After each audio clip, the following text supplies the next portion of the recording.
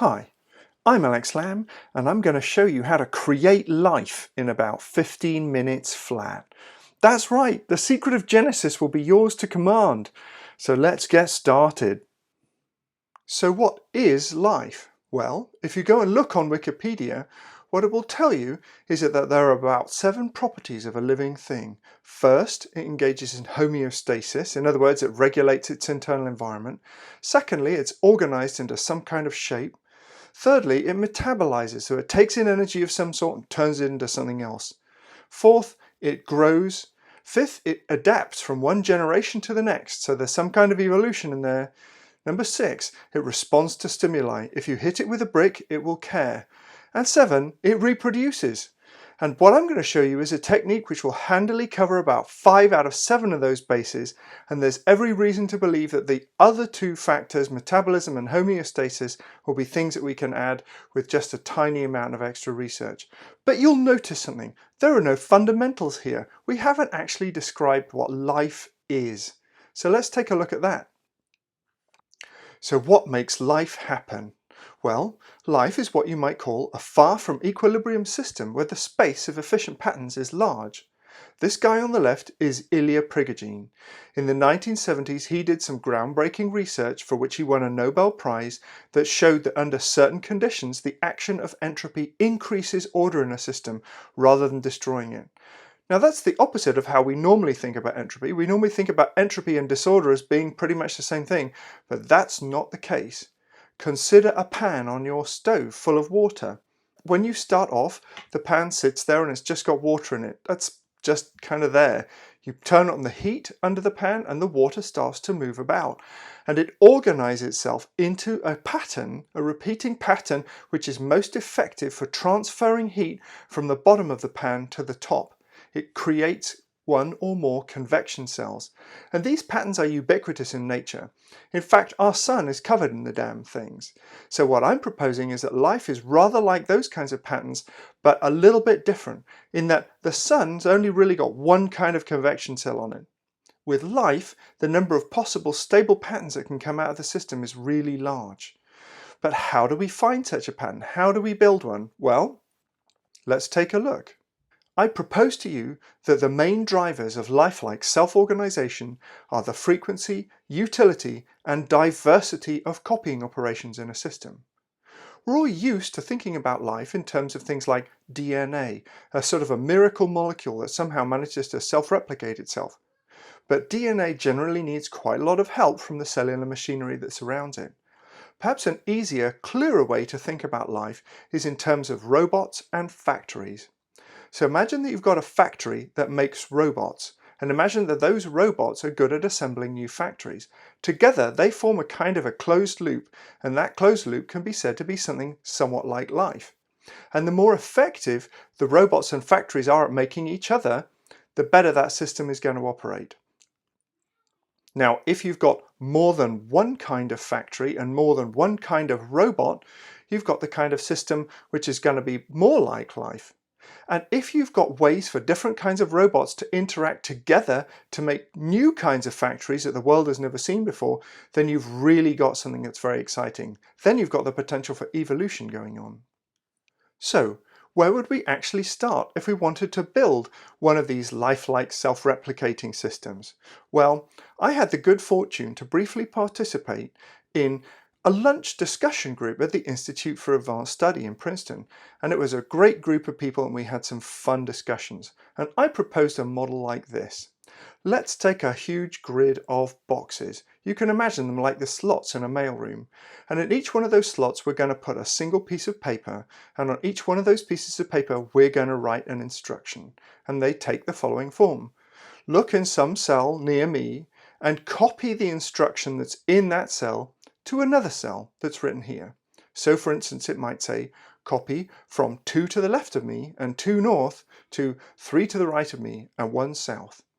So when we read that instruction, we go from the blue cell, we look in the yellow cell that's above it, and then we copy whatever is in that yellow box down into the orange box. And then we pick a new cell, and then we do exactly the same thing, and we just carry on like that indefinitely.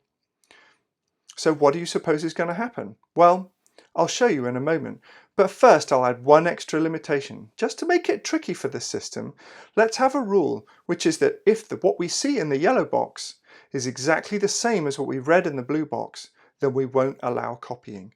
So anytime we try to copy a copy of what we were originally reading, we won't allow that to happen. So no self-copying is allowed. So here's a system like that in action. I've got a very large grid of cells here, and in each cell I've put a different copying instruction, and I've coloured them each a slightly different colour so you can see what's happening. What happens when I press the go button? At first, not much. Then tracks start to appear. That's because sometimes combinations of instructions that happen to be near each other are good at copying each other, and they start overwriting nearby instructions that are less effective. And when these instruction tracks interact, sometimes other combinations will emerge that are even better at copying themselves than the ones that existed before. So over time, the whole system is going to organize itself to be full of sets of instructions that are really good at self-replicating. Are you convinced yet? Maybe not. After all, while this is suggestive, it doesn't look like the kind of life you would see if you looked at a droplet of water under a microscope. Let's make it more naturalistic using what's called artificial chemistry. So to make this work, I'm going to use what's called a particle affinity model. I'm going to have 8 different colours of particle, and I'm going to create a rule about which colours like to be near which other colours. So for instance, if we take red, what you'll see is that red doesn't like to be near itself, but it does like to be near yellow. And what this means is that combinations of colours are going to start to form somewhat interesting patterns. So for instance, red is going to chase after teal, and teal is likely to try to run away. Likewise, teal is going to be drawn towards orange, and orange is going to be drawn towards teal. So what happens when we fill a box with particles like this with randomly generated rules and set them in motion? The answer is not much. In essence, the particles just bind themselves into piles and then move around a little bit, and the piles slowly get larger. Not very interesting. So let's mix things up a bit using what you might call particle rule copying. Each particle in the system is now going to have a rule in it, very much like the rules we used for our mailbox system. So for instance, I might have a red particle that says, if I find myself next to a blue particle and a green particle, copy the state from the blue particle into the green particle.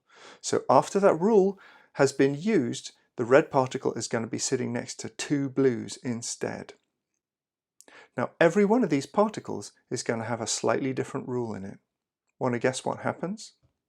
So here's a big box of particles with copying rules attached, and I'm going to press the go button. At first, what we have looks pretty similar to what we saw before, but then things start to get interesting. Instead of having blobs of schmutz that are just all the colours together, we have ones that are a single colour. We also start to see clouds of certain colours of particle, and then we also start to see waves travelling through the system where one colour seems to consume another. Then we also see combinations of particles that seem to be working together to move themselves around on the screen. That's interesting. That's almost like they're designing body plans for themselves out of pure random interactions. And indeed, the longer we let this run, the more interesting the structures become. We start to see something that looks more and more like the kind of complexity that we would see under a microscope if we looked at a droplet of water.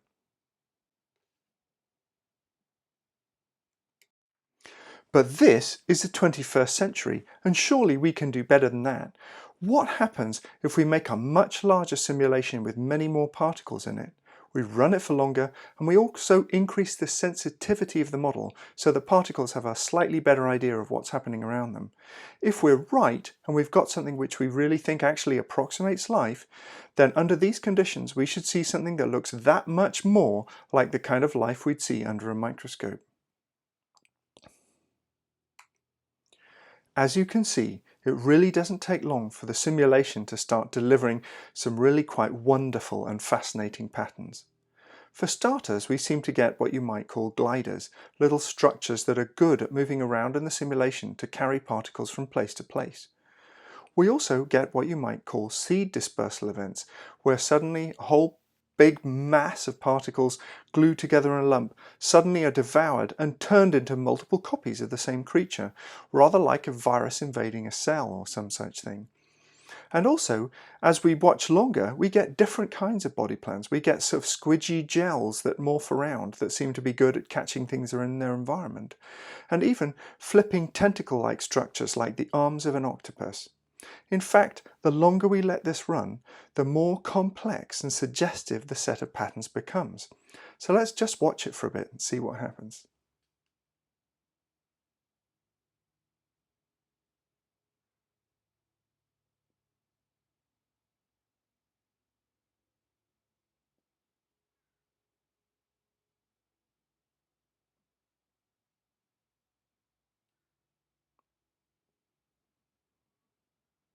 I love how the structures in here just keep changing.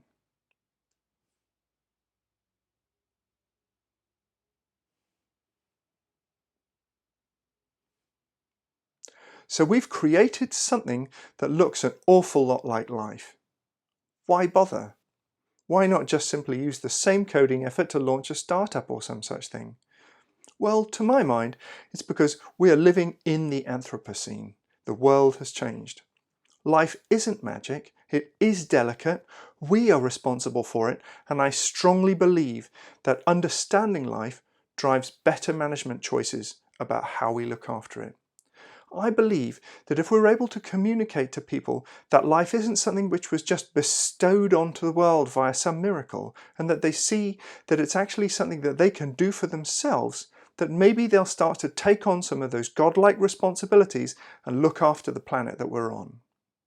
I also believe that there's never been a better time to boost science education and to get people thinking about how the world actually works. That's because we're breaking global temperature records about every 3 years. That means there's been 19 centimetres of sea level rise since 1900. We've lost half of global biodiversity since 1970. That's somewhere between 1,000 and 10,000 times the natural extinction rate. Unbelievable. And also, while it took 127 years to go from 1 to 2 billion people, it took 12 years to go from 6 billion to 7 billion. That's a remarkable leap. And now we're living through the COVID-19 pandemic. Surely, if there was ever a moment for us to engage in understanding life and engaging in science education, that moment has to be now. So thank you for watching and listening. I believe we can make a difference if we help people engage with science. If you enjoyed this video or the message of it surprised you, please share it with others. Because together, I think we can change the world and make it a slightly better place.